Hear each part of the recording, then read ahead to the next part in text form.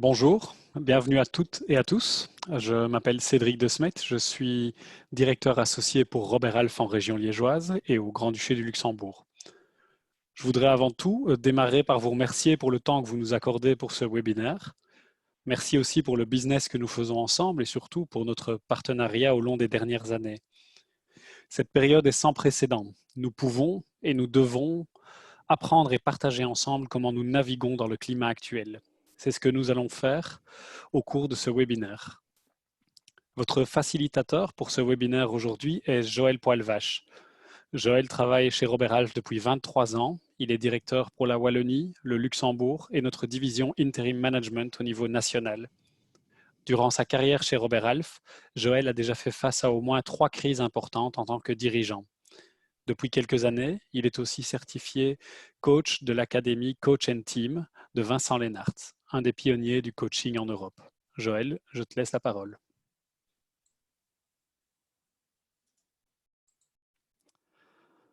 Merci Cédric. Bienvenue à toutes et tous et merci pour votre participation à ce webinaire. J'espère que vous voyez tous bien ma présentation. D'abord, pour commencer, je veux juste m'assurer de quelque chose. Voilà. Donc, l'objectif du webinaire d'aujourd'hui est de vous donner l'opportunité d'explorer votre leadership en fait en cette période particulière et sans précédent. Les incertitudes que nous connaissons tous suite à la pandémie actuelle, les bouleversements de l'économie, les changements vécus par nos équipes nous présentent des défis jamais rencontrés auparavant.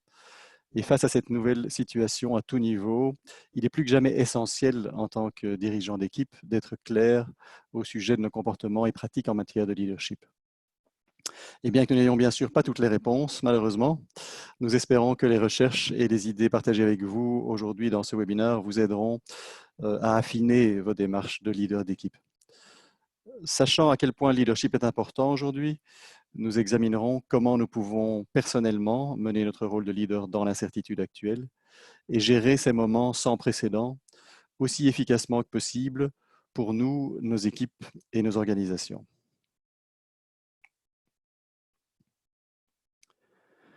L'environnement sociétal dans lequel nous nous retrouvons aujourd'hui est clairement sans précédent. Et lorsque nous disons cela, les mots suivants peuvent facilement nous venir à l'esprit: stress, incertitude, angoisse, changement, inconnu et bien d'autres encore.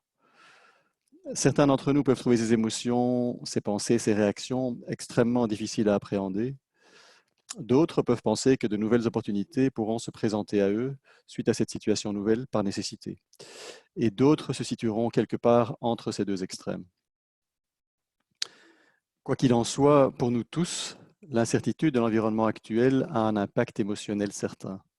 Et il y aura des implications sur nos capacités de leadership, nos perspectives et notre impact global sur nos équipes et notre business si nous ne décidons pas d'agir sur base d'intentions claires et réfléchies. Regardons de plus près pourquoi. Les neurosciences nous disent qu'environ 90% de nos réactions face à notre environnement quotidien proviennent de notre cerveau émotionnel. Ces réactions peuvent provenir de différentes situations qui, lorsqu'elles sont perçues comme une menace possible ou réelle, comme la période sans précédent que nous traversons aujourd'hui, peuvent impacter négativement notre capacité à être efficace et établir des relations productives, les deux étant des composantes extrêmement critiques pour une entreprise. Regardons comment cela se passe dans nos esprits. En haut du graphique, nous pouvons voir se présenter une situation ou une menace. Dans le cas présent, nous pouvons bien sûr utiliser la pandémie actuelle comme exemple. Et lorsque cette situation se présente, et en se déplaçant dans le sens des aiguilles d'une montre sur le graphique, nos esprits sont programmés pour éprouver principalement l'une des trois réactions prévisibles: la lutte, la fuite ou la paralysie. Par exemple, en tant que leader, la réaction de lutte peut se manifester dans les circonstances actuelles par le besoin de se montrer surcompétitif au point de se transformer en arrogance ou même en agressivité. La réaction de fuite peut-elle se manifester par un besoin de solitude tel qu'il se traduit par de l'évitement, un manque de réactivité et un isolement grandissant. La réaction de paralysie peut se manifester comme de la confusion dans la direction à prendre, un souci du détail stérile ou encore une tendance à vouloir plaire à ses supérieurs au détriment de certains collègues. Dans certains scénarios, lorsque nous sommes en danger immédiat d'être dévorés par un lion ou écrasés par une voiture, par exemple, ces réactions peuvent évidemment sauver des vies. Mais dans un environnement organisationnel comme le nôtre, elles peuvent avoir un impact sur notre capacité à penser logiquement et peuvent influencer négativement les performances et les relations. Un petit exemple chez Robert Half, nous sommes passés de quelques centaines d'employés travaillant à distance un jour ou l'autre de la semaine à plus de 12 000 travailleurs à distance une fois que la distanciation sociale est entrée en vigueur partout dans le monde. Et si nos responsables informatiques étaient restés figés en réponse à cette crise, bien évidemment, le déploiement de la technologie et de l'équipement nécessaire pour que tout le monde puisse travailler efficacement de chez soi n'aurait pas été possible. Il va sans dire aussi que compte tenu des incertitudes d'aujourd'hui et de leurs implications, de nombreux leaders voient le scénario de ce slide se jouer sous leurs yeux. Cependant, sachant que ces réactions sont naturelles et prévisibles, nous pouvons gérer et diriger intentionnellement nos équipes afin que l'impact négatif sur la performance, sur les résultats, ainsi que sur les relations, soit atténué autant que possible. Et donc reconnaître et comprendre ces tensions naturelles qui émergent d'aujourd'hui de par cette situation exceptionnelle est la première étape.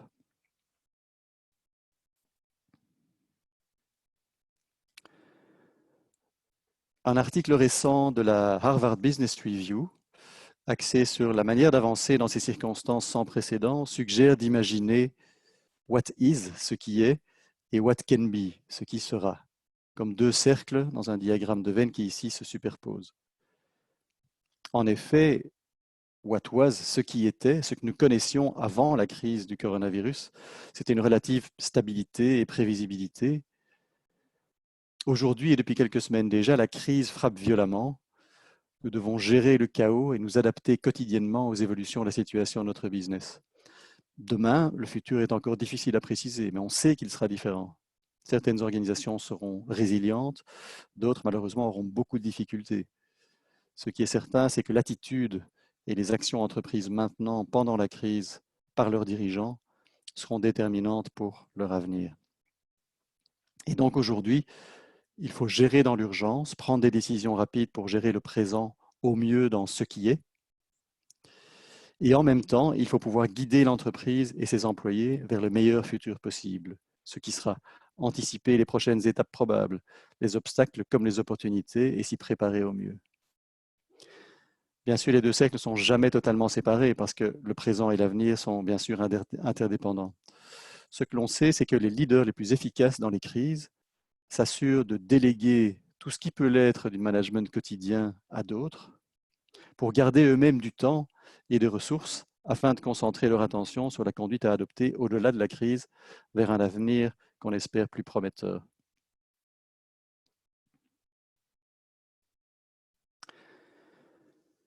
Nous voulons ici maintenant mettre en exergue la nécessaire recherche d'équilibre du dirigeant. Nos recherches ont indiqué qu'équilibrer intentionnellement notre approche de leadership dans les 4 domaines ici présentés nous aidera à surmonter la crise actuelle.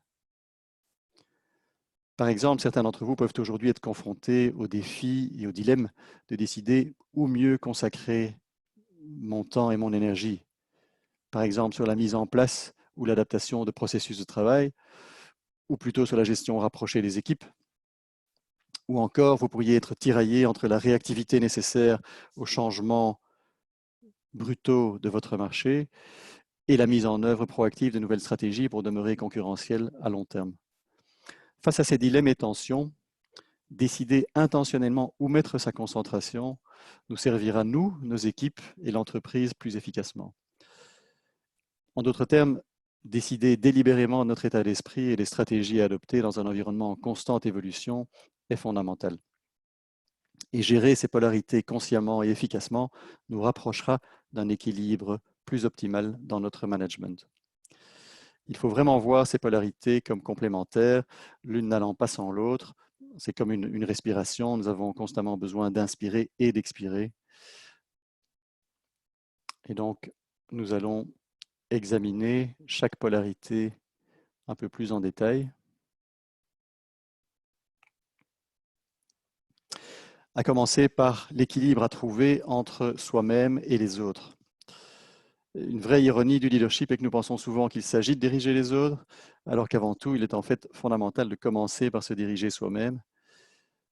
Comme vous le savez tous, dans un avion, si la cabine se dépressurise, il faut d'abord mettre son propre masque à oxygène avant d'aider son enfant à mettre le sien. Si nous ne faisons pas attention, surtout en cette période, nous risquons de nous focaliser complètement sur les autres au détriment de nous-mêmes. Ou au contraire, nous centrer trop sur nous-mêmes au détriment de nos équipes. Nous devons donc intentionnellement prendre conscience, exprimer, satisfaire nos propres besoins et en même temps être à l'écoute et répondre aux besoins des autres en gérant nos relations interpersonnelles avec empathie. Et nous poser les questions suivantes nous aidera à nous concentrer sur nous-mêmes d'abord. Quels atouts puis-je exploiter pour me sentir plus en sécurité et mieux ancré face à l'adversité? Comment puis-je préserver intentionnellement mon temps pour atteindre mes objectifs et mes priorités? Quels sont les éléments déclencheurs qui ont fait que mes actions n'étaient peut-être pas conformes à mes intentions? Comment puis-je à l'avenir gérer des situations similaires dans un meilleur alignement de mes intentions et de mes actions? Quelles sont les situations qui me stressent et qu'est-ce qui m'aide à gérer ce stress positivement? Quelles sont enfin les nouvelles compétences que j'ai besoin d'acquérir? Que puis-je apprendre de nouveau qui me soit bénéfique?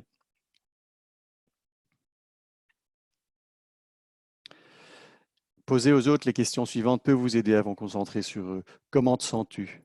Comment vis-tu la situation actuelle? De quoi as-tu besoin? Comment puis-je t'aider dans cette incertitude aujourd'hui? Quelles ressources, quel soutien, quelle formation puis-je te fournir pour t'aider à atteindre tes objectifs et gérer tes priorités?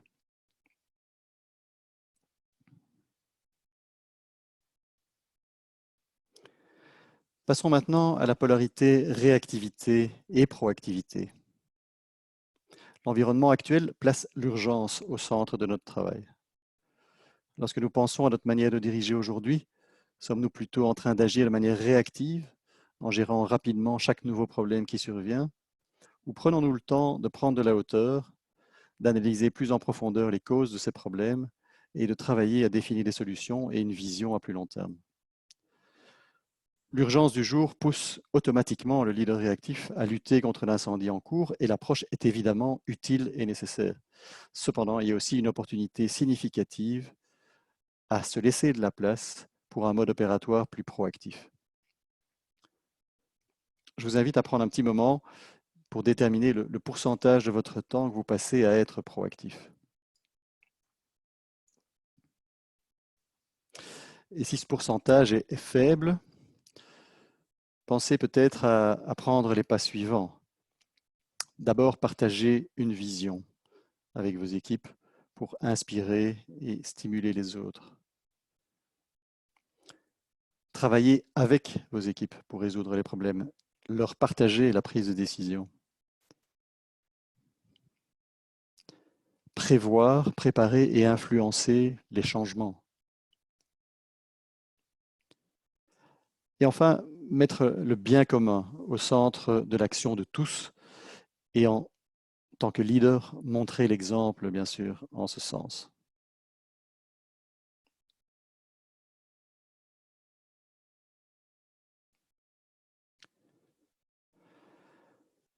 Abordons maintenant la polarité processus et personne. Au début de notre carrière, certains d'entre nous ont peut-être été embauchés pour accomplir des tâches nécessaires à l'exécution d'un processus spécifique dans l'entreprise. Prenons l'exemple d'un ou d'une réceptionniste pour qui le premier emploi est celui de responsable de l'exécution de l'accueil et de l'enregistrement des visiteurs.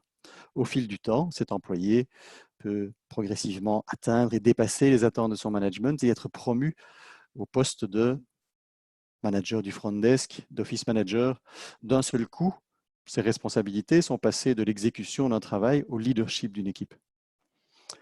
À nouveau, et surtout dans les circonstances actuelles, si nous ne prenons pas conscience de l'équilibre nécessaire à trouver entre, d'une part, l'exécution des processus et d'autre part, la guidance de notre team, nous risquons fort de manquer d'efficacité dans notre leadership.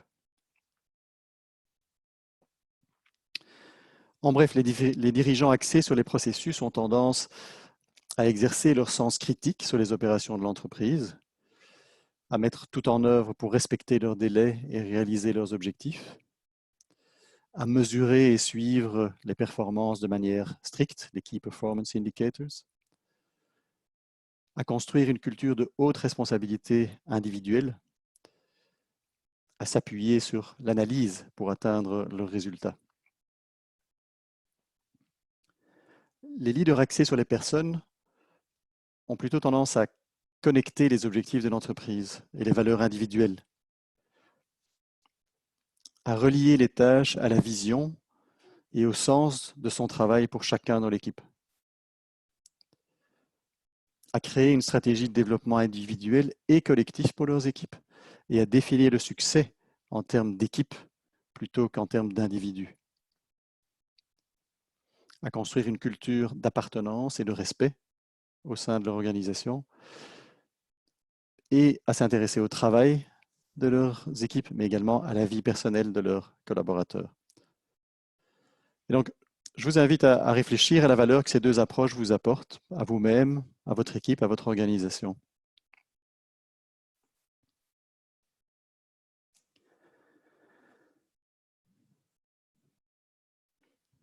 Imaginez maintenant un spectre reprenant aux deux extrêmes, personne et processus.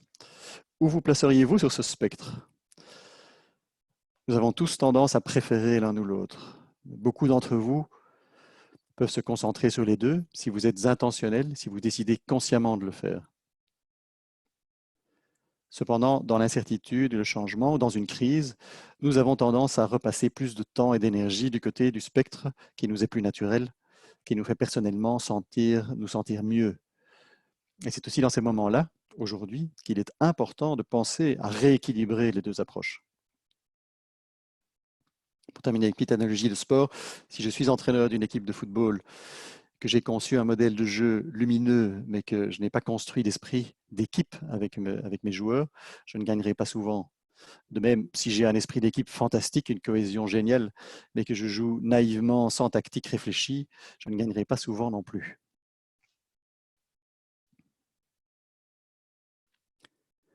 Enfin, terminons notre approche en parlant défis et opportunités. Les défis sont nombreux dans des situations comme celles que nous connaissons aujourd'hui. Mais nous ne verrons peut-être pas les opportunités qui se dessinent à l'autre extrémité du spectre si nous sommes désorganisés, émotionnels, impatients, si nous tirons trop rapidement des conclusions, si nous appuyons uniquement sur ce qui a fonctionné dans le passé et n'essayons pas d'innover. Il est donc les leaders conscients et intentionnels dans leurs actions naviguent efficacement sur les défis et les opportunités et ensuite transmettent cette compétence à leur équipe. Par exemple, il s'agit aujourd'hui d'une occasion et d'un moment critique pour mieux développer la connaissance de nos clients. Nous devons connaître notre marché en profondeur, chacun dans notre entreprise, dans notre organisation, historiquement, aujourd'hui, et à quoi notre marché pourrait ressembler demain. Pour découvrir ces opportunités, posons-nous les questions suivantes. Qui a commandé, qui a acheté chez nous hier? Qui est susceptible d'acheter aujourd'hui et demain? Qui n'a pas acheté? Pourquoi pas? Qu'est-ce qu'il manquait? Quelles tendances futures pourraient nous affecter, nous et nos concurrents? Parlons aussi à nos contacts actifs dans d'autres industries ou réseaux pour nous inspirer sur des solutions à nos problèmes ou sur des opportunités auxquelles nous ne penserions pas encore. Ces questions, ces idées, ces perspectives peuvent vous sembler loin de votre fonction si vous n'êtes pas en charge du commercial dans votre entreprise. Nous contestons cet état d'esprit. Dans toute entreprise, chaque département joue un rôle dans le processus de vente et de fidélisation de ses clients. Et identifier chacun à notre niveau de responsabilité là où nous pouvons influencer positivement l'expérience de nos clients avec notre entreprise sera absolument clé dans les mois à venir pour le succès de notre organisation.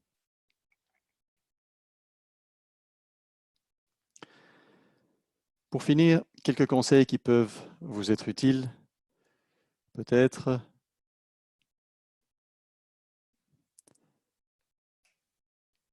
quel est le problème? Assurez-vous que vous puissiez définir exactement ce qu'est le problème et ce qu'il n'est pas. Hein? Quelle en est la cause profonde? Quelle est la racine du problème? Si vous ne prenez pas le temps d'y réfléchir, il y a beaucoup de chances que le problème se reproduise. Continuez à vous demander pourquoi. Pour les problèmes difficiles, ardus, il est nécessaire d'utiliser la rigueur, la logique, les modèles, les méthodes. Il vaut mieux investir maintenant du temps pour une solution solide que de se précipiter et de prendre une mauvaise décision dans l'urgence. Ne nous attachons pas non plus émotionnellement à un résultat espéré. Dans l'incertitude, il faut pouvoir gérer émotionnellement un résultat différent de nos attentes et pouvoir rebondir rapidement. Et ne nous arrêtons pas à la première réponse évidente, continuons à explorer. C'est Steve Jobs qui disait, c'est l'innovation qui distingue un leader d'un suiveur. Nous sommes dans une période où, quel que soit notre rôle dans l'organisation, notre capacité d'adaptation et d'innovation sera clé pour le succès de notre entreprise. Et donc, travaillons à développer ces compétences. En conclusion, soyons conscients de nos réactions naturelles et de celles de nos teams face à la crise, la lutte, la fuite, la paralysie, et travaillons à gérer au mieux leurs impacts potentiellement négatifs.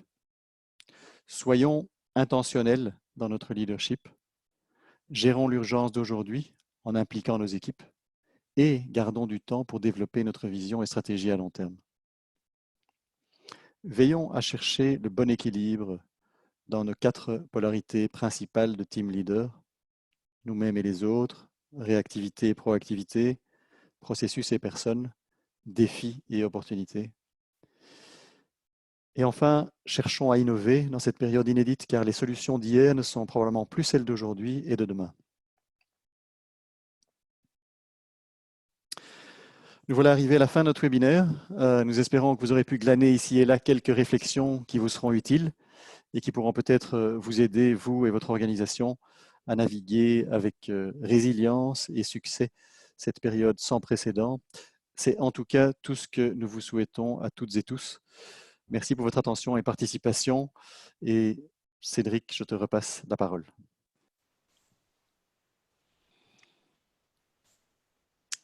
Merci Joël et à tous, merci pour votre attention. N'hésitez pas à nous contacter si vous avez des questions ou des réflexions à partager. Au nom de Joël et au nom de Robert Alf, je vous souhaite une excellente fin de journée. Nous espérons vous revoir bientôt, tant dans vos bureaux que dans les nôtres. Prenez soin de vous et prenez soin des autres. Merci à tous.